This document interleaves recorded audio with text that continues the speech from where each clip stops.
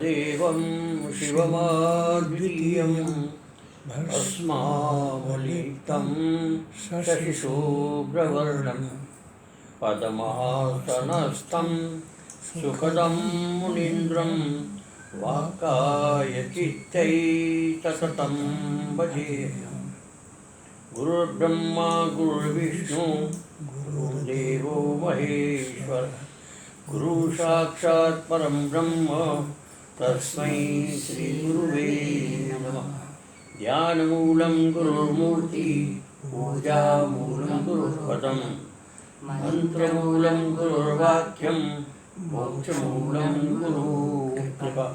ओम नमः चंडिकाय ओम। प्रह्लादस्मि दैत्यानां कालकलयतामहं कालः कलयतामहं मृगाणां च मिकेन्द्रोऽहं मृगाणां च वैतनेयश्च पक्षिणां वेतनेश्च पक्षिणां पवनः पवतामस्मि पवनः पवतामस्मि रामः शस्त्रभृतामहं रामः शस्त्रभृतामहं झषाणां मकरश्चास्मि झषाणां मकरश्चास्मि स्रोतसामस्मि जाह्नवी स्तोत्रामस्मि जाह्नवी सर्गाणामादिरन्तश्च मध्यं चैवाहमर्जुन मध्यं चैवाहमर्जुन अध्यात्मविद्याविद्यानां अध्यात्मविद्याविद्यानां वादप्रवदतामहं वादः प्रवदतामहम् अक्षराणामकारोऽस्मि अक्षराणां कारोऽस्मि द्वन्द्वसामयिकश्च द्वन्द्वसामयिकश्च अहमेवाक्षयः कालो अहमेवाक्षयः कालो दाताहं विश्वतोमुखो दाताहं विश्वतो मृत्युः सर्वहरश्चाहं मृत्युः सर्वहरश्चाहम् उद्भवश्च भविष्यताम् उद्भवश्च भविष्यताम् कीर्तिश्रीवाक्च नारीणां कीर्तिः श्रीवाक्यनारीणां धृतिर्मेधा धृतिक्षमा धृतिर्मेधा धृतिः क्षमा। श्री राम की जय हो।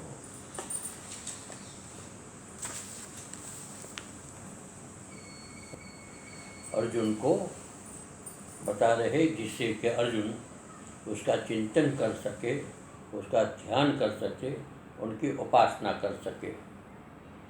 इसमें आए कि सर्गाणाम आदिरन्तस्य। सर्गाणाम एक होता है चेतन जगत और एक होता है जड़ जगत। तो चेतन जगत के विषय में पीछे आ चुका है। अब जड़ जगत के विषय में बताते हैं कि सर्ग का मतलब अचेतन सृष्टि नाम, अचेतन सृष्टि जो पांच पंच महाभूत है, उस भूतों से संसार के अनेक पदार्थ बनाए गए।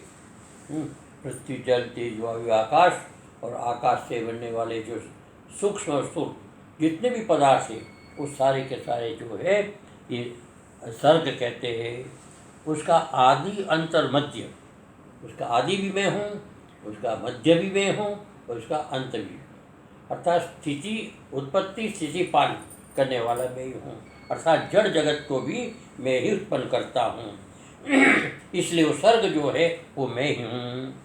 सर्गाणामादिरन्तस्य मध्यम के अर्जुन चोत्पत्ति स्थिति लय आमय, उसकी उत्पत्ति स्थिति लय में हूँ। हे अर्जुन, भूतानां जीवाविष्टानां, पीछे आया था भूतानां, तो भूत कहते हैं यहाँ पर जीवाविष्ट, जिसके अंदर जीव आविष्ट हो, अर्थात चैतन्य जिसके अंदर स्थापित हो, चैतन्य से जिसके अंदर हलचल होती है उसको जीवाश्रित चैतन्यत्वेन प्रसिद्धा नाम एवं आदि अंत मध्यम च उक्तम उपक्रमे। उपक्रमे ने प्रारंभ के समय में भगवान ने कहा था कि चैतन्य से युक्त जो जीव सृष्टि है वो जीव सृष्टि ही मैं ही हूँ, अर्थात जीव सृष्टि मैंने ही बनाई है। उसका आदि अंत मध्य वो भी मैं ही हूँ, ये भगवान ने पीछे बताया था। यह तो अचेतन सर्गा नामपि न पुनरुक्तम। ये यहाँ पर जब दोबारा कहा कि चेतन सर्ग का भी न तो अचेतन सर्गा, अचेतन सर्ग में जड़ सर्ग की उत्पत्ति जो है इसके कहने से यहाँ पर पुनरुक्ति नहीं है। दोनों प्रकार की सृष्टि भिन्न है। चेतन सृष्टि अलग है और जड़ सृष्टि अलग है। तो ये जड़ सृष्टि के विषय में यहाँ पर भगवान ने बताया है। विद्यानां मध्ये अध्यात्म विद्या, अनेक प्रकार की विद्या है। 24 कला कहते हैं ना, 64 कला, 64 प्रकार की कला है। वो सारी कला विद्या है। वो सारी विद्याओं के अंदर आध्यात्म विद्या जो है मोक्ष हेतु आत्म तत्व विद्या, मोक्ष को प्राप्त कराने वाली आत्म तत्व विद्या अर्थात आत्मा का यथार्थ स्वरूप का पान कराने वाली जो विद्या है, औपनिषद विद्या, वो विद्या में हूँ, अध्यात्म विद्या में हूँ। प्रवदताम, अध्यात्म विद्या विद्यान वाद प्रवदताम, वाद प्रवदताम वाद अहम, प्रवदता में वाद में हूँ, अर्थात प्रवद में प्रवचन करने वाले, कथा करने वाले, या जो उस प्रकार से शास्त्रार्थ करने वाले जो है उसमें वाद में हूँ। प्रवदताम प्रवदत संबंधीना कथा भेदानाम, उससे कथा के अनेक प्रकार के भेद है, अलग प्रकार की कथा है। वाद जल्प वितंडात्मका नाम, ये 3 प्रकार की कथा होती है। एक वाद कथा होती है, एक वितंडा कथा होती है और एक जल्प कथा होती है। तो तीनों प्रकार के मध्य में वादो हम, वाद रूपी कथा जो है वो मैं हूँ। भूतान श्री चेतना इत्यत्र यथा भूत शब्देन तत्संबंधी न परिणाम लक्षितास, वहाँ पीछे आया था भूतानाम चेतना, हम चेतना, भूतों में चेतना है। तो यहाँ पर भूतों में जो चेतना है उसका अर्थ है कि भूतों की चेतना से उत्पन्न होने वाला है, उससे जो तत्संबंधी में उससे संबंध रखने वाला, भूत शब्द से तत्संबंधी भूत शब्द से संबंध रखने वाले जितने भी परिणाम है वो परिणाम उसके अंदर लक्षित होते हैं। उसी प्रकार से प्रवदत शब्देन, प्रवदत शब्द के माध्यम से तत्संबंधी न, उस प्रवदत शब्द संबंध से संबंधित कथा भेदा, कथा के अलग अलग जो भेद है लक्षणते, इसमें लक्षित होता है। इसलिए यहाँ पर कथा से वाद प्रवदत से यहाँ पर वाद, जल्प और वितंडा ये सब लिया जाता है। अतो निर्धारणोत्पत्ति, इसका निर्धारण किया। यथा श्रुति उभयत्रापि संबंधे षष्ठी, वो दोनों में षष्ठी का संबंध है, अर्थात भूतानाम में भी है और यहाँ प्रवदताम इसमें षष्ठी है, ये षष्ठी का संबंध है इसमें। तत्र तत्वभूतोर वीतरागयो सब्रह्मचारिणो गुरुशिष्योर्वा प्रमाणेन तर्केण च साधन दूषणात्मा स्वपक्ष प्रतिपक्ष परिग्रह तत्व निर्णय पर्यंतो वाद। वाद किसको कहते हैं? वाद में क्या होता है कि जैसे कि आपस में विद्यार्थी बैठ करके विचार करते, जैसे पाठ पढ़ा, पाठ पढ़ने के बाद विचार करते और विचार करने से एक तर्क देता है, फिर उसका प्रमाण देता है, फिर उसका साधन हेतु देता है। तो इस प्रकार से भिन्न भिन्न प्रकार के विषय लेकर के अपने पक्ष को स्थापित करता है, अपने पक्ष को मजबूत करता है। उसी प्रकार के सब्रह्मचारिणा गुरु शिष्योर्वा, गुरु और शिष्य जब आपस में बैठते, गुरु पढ़ाता है, शिष्य पढ़ता है, तो वहाँ पर गुरु जो है प्रमाण देता है, गुरु तर्क देता है, गुरु हेतु देता है, कारण देता है, और इस पर दोनों की आपस में चर्चा होती है। उस चर्चा में क्या होता है? साधन दूषणात्मा, तो जो हेतु होता है उसके अंदर दुष्टता होती है। हेतु में दुष्टता किसको कहते हैं? निकम्मापन, दोष। हेतु में दुष्टता में दोष। हेतु में, कारण में दोष। कहीं अतिव्याप्ति हो जाती है, कहीं अव्याप्ति हो जाती है, कहीं असंभावना होती है, इस प्रकार के दोष होते हैं। तो इस दोषों को दूर करने के लिए स्वपक्ष प्रतिपक्ष, अपने पहले पक्ष रखते थे, फिर वो प्रतिपक्ष रखता है, प्रतिपक्ष पक्ष करते हुए ग्रह परिग्रह तत्व निर्णय पर्यंत, इस प्रकार से पक्ष विपक्ष रखते हुए तत्व निर्णय जब तक नहीं हो जाता है, तत्व निर्णय जब हो जाता है तो उसको कहते हैं वाद। ये वाद यानी कि दोनों का आपस में विचार करते करते एक निश्चित परिणाम तक पहुंचने का नाम है वाद। ये वाद होता है। तदुक्तम ऐसा कहा गया है कि प्रमाण तर्क साधन उपालंभ्य सिद्धांत अविरुद्ध पंचावयोपन्न पक्ष प्रतिपक्ष परिग्रहो वाद। प्रमाण तर्क और साधन, साधन का मतलब हेतु, हेतु का मतलब कारण। तो ये प्रमाण तर्क और कारण को प्राप्त करके सिद्धांत से अविरुद्ध, एक तो होता है सिद्धांत के विरुद्ध तर्क, एक होता है सिद्धांत के पक्ष में तर्क, सिद्धांत के पक्ष में प्रमाण, सिद्धांत के पक्ष में हेतु, ये सब दिया जाता है। इस प्रकार से पंचावयोपन्न, 5 अवय होता है। 5 में प्रतिज्ञा, हेतु, उदाहरण, उपनयन और निगमन, ये 5 वैसे जिसमें एक व्याप्ति में उसमें भी आता है। न्याय शास्त्र के अंदर एक पक्ष को स्थापित करने के लिए इसके 5 अवयव होते हैं। इस प्रकार से आप 5 अवयव लिए जी। अच्छा, प्रतिपक्ष प्रतिपक्ष पक्ष निग्रह, पक्ष प्रतिपक्ष निग्रह, पक्ष के द्वारा प्रतिपक्ष का निग्रह करना, यानी अपने पक्ष को प्रबल करके स्थापित करना और प्रतिपक्ष को बाध्य कर देना, इसको कहते हैं वाद। और वाद फल से तत्व निर्णय, वाद का फल क्या होता है? तो तत्व का निर्णय। हम बातचीत करते करते किसी निष्कर्ष पर पहुँचते ना, तो अब होता है कि जहाँ समान वाद वाले होते हैं, विसंधानी होता है, जल्पनी होता है, वहाँ पर एक दूसरे को जानने की लिए जब दोनों सहमत हो जाते हैं, हाँ ये बात ठीक है, तो इसको समाप्त हो जाता है विषय और निर्णय हो जाता है। वाद फल से तत्व निर्णय, और तत्व निर्णय में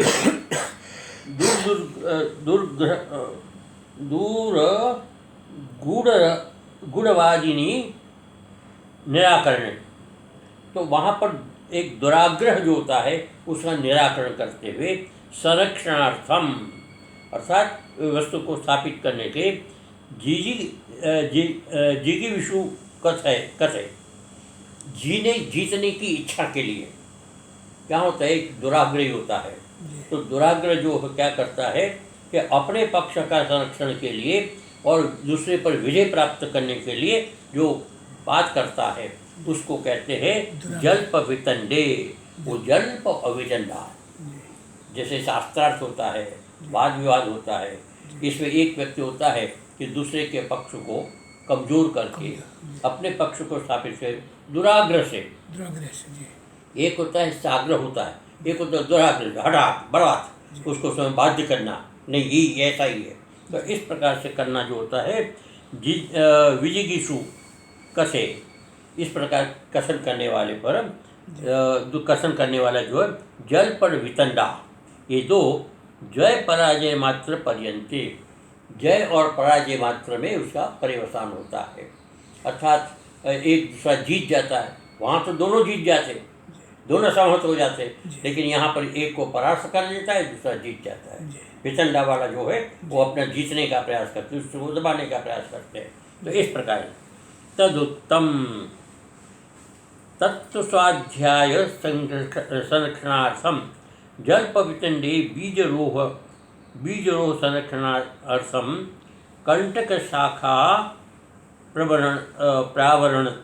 प्रावरणवत् तत्व अध्यावसाय, तत्व का निश्चय करने के लिए, बाद में तत्व का निश्चय करें। और संरक्षणार्थ जल्प वितंडा जो है ये क्या करता है, बीज रोहण, बीज जैसे होता है जो रोपा गया है उस बीज के संरक्षण के लिए, जैसे कंटक आदि को दूर करते हैं उसी प्रकार से कंटक आदि को दूर करके बीज का संरक्षण करते, अपने पक्ष का संरक्षण करते। अब इसमें क्या होता है, उसको करने में 3 प्रकार की बाधा आती है। छल जाति निग्रह स्थानी परपक्षो दुष्यत, अब जो परपक्ष दूसरे पक्ष का दूषित करता मैंने दोषपूर्ण बताता है, जैसे एक क्षण से बताता है, एक जाति से बताता है, एक निग्रह से बताता है। इस प्रकार से पर पक्ष को, दूसरे के पक्ष को दुष्यते बने दोषपूर्ण, तुम्हारा जो कहना है ये दोषपूर्ण है, इस प्रकार से उसका प्रतिपादन करते हैं। दुष्यति जल्पे वितंडायाम समानम, जल्प और वितंडा दोनों में समान है। वो क्या करेगा कि अनेक प्रकार के दोष दे करके उस दूसरे पक्ष को उसे कमजोर करेगा। ये जल्प में भी और वितंडा में भी होता है। तत्र वितंडायाम एक स्वपक्ष स्थाप्यते, वितंडा में क्या करता है, एक अपने पक्ष का स्थापन करता है और फिर अपने दूसरा जो है स्थाप्यते एव अनेन च दूसरे, और दूसरा खंडन करता है। एक पक्ष उसका स्थापन करता है, दूसरा उसका खंडन करता है। लेकिन जल्प में थोड़ा अंतर है। जल्पे तो उभाभ्याम स्वपक्षो स्थाप्यते, उभाभ्याम अभी पक्षे हो दुष्यते, वो दोनों जो है अपने पक्ष की स्थापना करते हैं और दोनों दूसरे के पक्ष का खंडन करते हैं। जल्प में वहाँ तो समझो कि एक व्यक्ति जो है उसका स्थापन भी करता है, उसका खंडन भी करता है वितंडा में। लेकिन जल्प में एक विशेषता है कि वो दोनों व्यक्ति अपने अपने पक्ष की स्थापना करते हैं और दोनों व्यक्ति दूसरे के पक्ष का खंडन करते हैं। इस प्रकार खंडन मंडन चलता रहता है। इसी विशेष ये विषय तदुक्तम ये कहा गया है, यथोक्त उपपन्न छल जाति निग्रस्थान साधनोपलभ्यो जल्प स्व प्रतिपक्षस्य अपना स्थापनाहीनो, प्रतिपक्ष स्थापनाहीनो वितंडा। वितंडा किसको कहते हैं, तो कहते यथोक्त उपपन्न छल जाति निग्रह साधन, ये चार व्यक्ति है। छल जाति निग्रह और साधन के द्वारा साधन उपलब्ध जल्प, वो जल्प है। और स्वप्रतिपक्ष स्थापना ही हो, वो प्रतिपक्ष का प्रतिपक्ष स्थापनाहीन हो, प्रतिपक्ष की स्थापना नहीं करता है, अर्थात प्रतिपक्ष का वो स्थापन नहीं करता है, केवल उसको वितंडा कहते हैं। अपने पक्ष को रखता है, सामने वाले पक्ष की परवाह नहीं करता है। अतः वितंडा द्वय शरीरत्वात् जल्पो नाम नैका कथा। अतः वितंडा जो है वो वितंडा और जल्प दोनों का जो है एक ही कथा है, बोला उससे दूसरे का खंडन करना, अपने पक्षों को प्रबल करने। लेकिन किंतु तो शक्ति अतिशय ज्ञानार्थम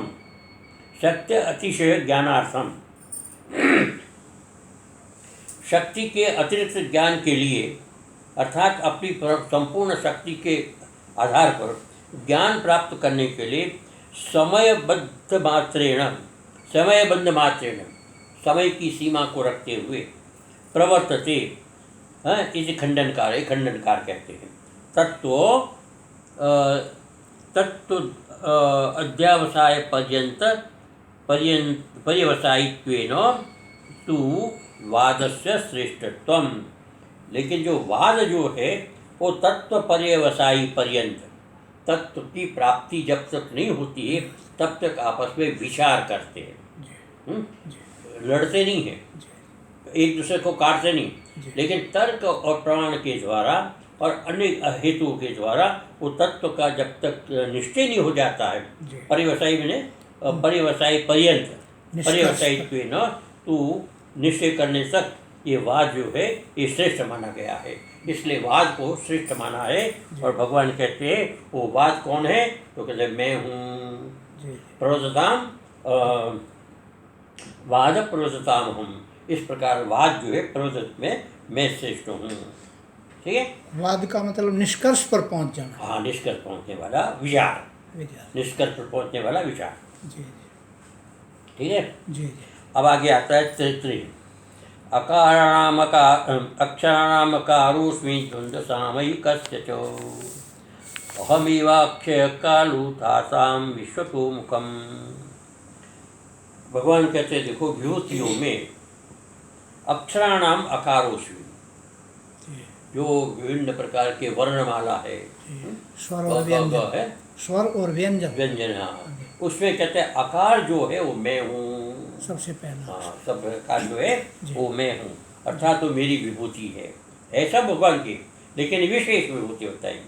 तो आकार की उपासना करे। द्वंद्व सामयिकस्य च, और सामयिकस्य द्वंद्व, जी द्वंद्व जो समास है वो मैं हूँ। सामयिक से समास के जी जी जी भिन्न भिन्न भिन्न प्रकार के समास। जी। कितने समास है? 10 प्रकार हैं? 10 प्रकार के, कितने? 10 प्रकार के 10 प्रकार के। हाँ जी। अच्छा, 4 प्रकार के 10 प्रकार के।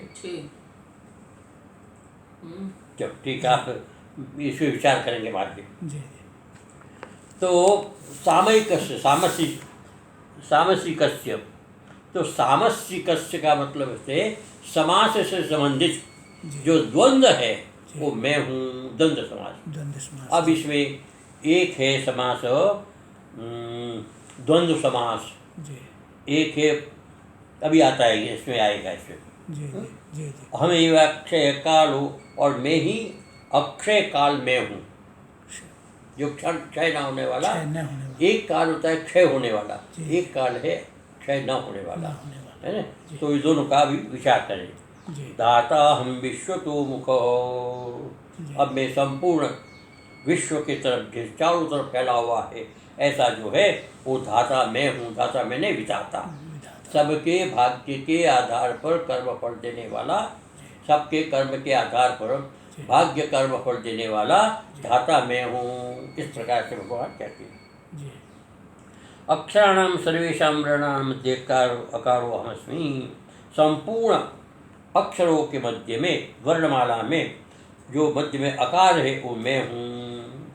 श्रुति भी कहती है अकारो वही सर्वा वाक्, संपूर्ण वाणी के अंदर जितने भी शब्द का प्रयोग करते हैं, जी जी जितने भी हमारी वाणी प्रयुक्त होती है उसमें आकार जो मैं हूँ, जी आकार के रहित जो है शब्द नहीं बनता है। अकारो वही सार्वाक, इसी श्रुतेश, इस श्रुति भी कहती है तस्य श्रेष्ठतम प्रसिद्धम, इसलिए आकार का जो है श्रेष्ठत्व प्रसिद्ध है। द्वंद्व समासस्य उभय पद प्रधानार्थ, ये द्वंद्व जो होते हैं उभय पद प्रधान होता है। उभय पद। जी कैसे? उभय पद प्रधान, कैसे? इसके बारे में तो आप ही समझाओ, आप ही बताओ। जैसे रामस्य कृष्णस्य रामकृष्ण, रामकृष्ण जी। रामस्य कृष्णस्य रामकृष्ण, जी राम भी प्रधान है, कृष्ण भी प्रधान है, दोनों प्रधान। दोनों का नाम आता है। जी अब जैसे बहुव्रीहि करेंगे तो राम यस्य भक्तः, रामस्य भक्त राम भक्त, जी है? जी तो भक्त जो प्रधान है, जी रामस्य भक्त राम भक्त, इस पर तत्पुरुष का ये बहुव्रीहि कहता है। जी। तो इस प्रकार से समास जो होता है आएगा विचार में। उभय पद प्रधान सामासिकस्य, समास समुदायस्य, समास का जो समुदाय की जो 4 प्रकार के समास बताए गए हैं उसमें मध्य में द्वंद्व जो है समास में हूँ। अब इसमें बताया है कि पूर्व पदार्थ प्रधान हो अव्ययी भाव, एक अव्यय भाव समास होता है उसमें पूर्व पद प्रधान होता है, जी है ना। उदाहरण देना पड़ेगा फिर। जी उत्तर पद प्रधान, उत्तर पद पदार्थ प्रधान तत्पुरुषो है, उत्तर पद जी यानी बाद वाला, है बाद वाला। बाद वाला पद प्रधान। रामस्य आज्ञा रामाज्ञा, जी जी रामस्य। राम आज्ञा, आज्ञा प्रधान है इसके अंदर। तो इसी प्रकार से उत्तर पद प्रधान तत्पुरुषो अन्य पदार्थ प्रधान हो, है ना, ईश्वर। और ब्रह्मवीरिति अन्य पदार्थ प्रधान हो, जो अन्य पदार्थ होता है। बहुव्रीहि का कई समास में ध्यान में आ रहा है। तो बहुव्रीहि इसको कहते हैं तेषां उभय पद पदार्थ साम्य भावेन अपकृष्टत्वात्। इन तीनों 4 समासों में वहाँ एक पद पदार्थ से पूर्व में अव्यय में पूर्व प्रधान है, इसके अंदर समझो उत्तर प्रधान है, और बहुव्रीहि में अन्य पुरुष प्रधान है, लेकिन यहाँ पर दोनों पद प्रधान होने के कारण यह अपकृष्ट उत्कृष्ट है। तो उत्कृष्ट होने के कारण भगवान कहते हैं ये विभूति मैं हूँ। जी जी ऐसे समझे। जी जी तेषाम उभय पद पदार्थ साम्य भावेन जी साम्य भावेन अपकृष्टता, वो अपकृष्ट है, उसमें एक पद प्रधान है, दोनों पद प्रधान नहीं, लेकिन द्वंद्व में दोनों पद प्रधान होने के कारण भगवान ने कहा कि ये मेरी विभूति है। जी हाँ,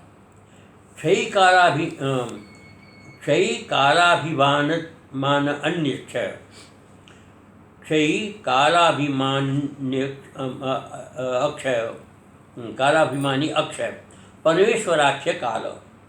एक होता है क्षयी काल और एक होता है अक्षय काल। अक्षय काल। तो अक्षय काल जो क्षय न होने वाला काल है वो कहते हैं परमेश्वराख्य, वो परमेश्वराख्य महाकाल जिसको कहते हैं वो काल मैं हूँ। जो कालक जो गुणी सर्वविद्य, इस प्रकार से इसमें भगवान के विषय में आता है। वो ज्ञ है, काला काल कालो, काल का भी काल, गुणी सर्वविद्य सर्वविद्य संपन्न, ऐसा जो काल है वो अक्षय काल होता है।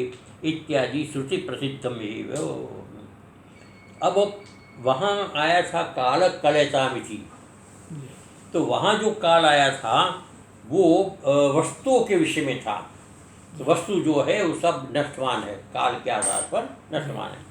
लेकिन यहाँ जो आया है काल, इसमें दो प्रकार का काल है। एक काल होता है क्षय और एक काल होता है अक्षय।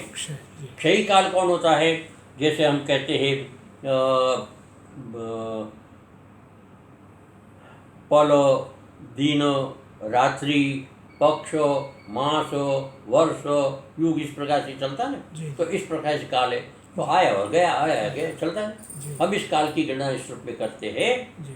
लेकिन एक काल ऐसा जिसके अंदर कोई विभाग ही नहीं, क्योंकि काल का विभाग जो है अपेक्षाकृत है। क्या अपेक्षाकृत? अपेक्षाकृत का अर्थ होता है काल जो है, जैसे हमारा श्वास चलता है या सूर्य की गति होती है, तो शरीर की गति के आधार पर काल का हम विभाजन करते हैं। सूर्य की गति के आधार पर काल का। अब जैसे हम चलते हैं, 1 कदम, 2 कदम, 6 कदम, 10 कदम, 20 कदम, 60 कदम चले, तो 60 कदम में चलने में 1 मिनट हमारी, तो हम 1 मिनट का इसका हिसाब लगा लेते हैं, 1 मिनट। फिर दूसरा 60 मिनट, तीसरा 60 गिना, तो लेकिन ये सब नष्ट है, वो सब नष्ट होने वाला है, बीतने वाला, आने वाला, जाने वाला है। लेकिन एक होता है जहाँ पर किसी प्रकार से काल का विभाग नहीं होता, काल नित्य माना गया है ना। एक काल जो नित्य काल है वो महाकाल है और परमात्मा का स्वरूप है, सब इसके अंदर समा जाते हैं। तो ऐसा जो महाकाल है अक्षय काल है, इसलिए कहते हैं परमेश्वराख्य काल। इत्यादि श्रुति प्रसिद्धम भी, प्रसिद्ध अहमेव, ये श्रुति प्रसिद्ध जो काल है वो काल मैं हूँ। काल कलता में चीज पक्षी यक्षी काल उक्त हो, ये क्षय काल वहाँ जो गया था वो क्षय काल है, वह हो जाता है। इसी भेद कर्मफल विधात्री नाम, कर्मफल का दान करने वाले, कर्मफल का प्रदान करने वाले जो विधात्री है परमात्मा, कर्मफल विधात्री नाम मध्य विश्वतोमुख, चारों तरफ जिसकी निगाह है, चारों तरफ जिस तरह से विधाता कौन हो सकता है? जो सबको जानता हो। और सबको कौन जानता हो? जो सब जगह पर हो, सब जगह पर, और सब जगह पर सबको देखता हो, सबके अंतर्करण में रहकर सबको देखता हो, सबके भावनाओं को देखता हो, सबके कर्म को देखता हो। तो सबके कर्म को भली भांति देखने के बाद जो निर्णय करने की सामर्थ्य रखता है वो विधाता है, वो विधाता है। तो कहते हैं ऐसा विश्वतोमुख सर्वतोमुखो धाता, उसका विधाता भी कहते हैं, भाग्य विधाता कहते हैं ना। ये भाग्य विधाता जो है सर्व कर्म फल दाता, संपूर्ण कर्म का फल देने वाला ईश्वरो अहम, ईश्वर मैं हूँ, इस प्रकार से यहाँ पर कहा गया है। आगे का जो है अपने कल करेंगे। ओम आगे। सर्वे भवन्तु सुखिनः, सर्वे सन्तु निरामया, सर्वे भद्राणि पश्यन्तु मा कश्चित् दुःखभाग् भवेत्।